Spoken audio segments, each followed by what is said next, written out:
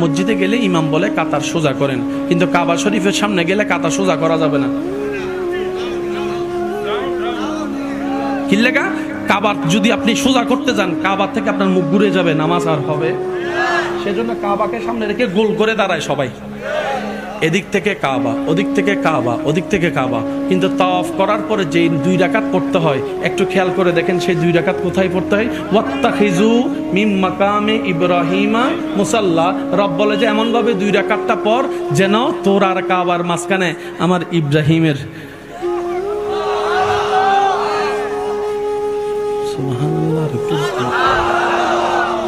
এমন ভাবে দাঁড়া তোর আর কাবার মাঝখানে যেন ওয়াত্তাখিজু মিন মাকামি ইব্রাহিমা মুসাল্লা, আমার ইব্রাহিম যেন থাকে।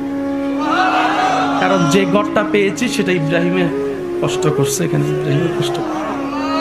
সুবহানাল্লাহ, জোরে বলেন না।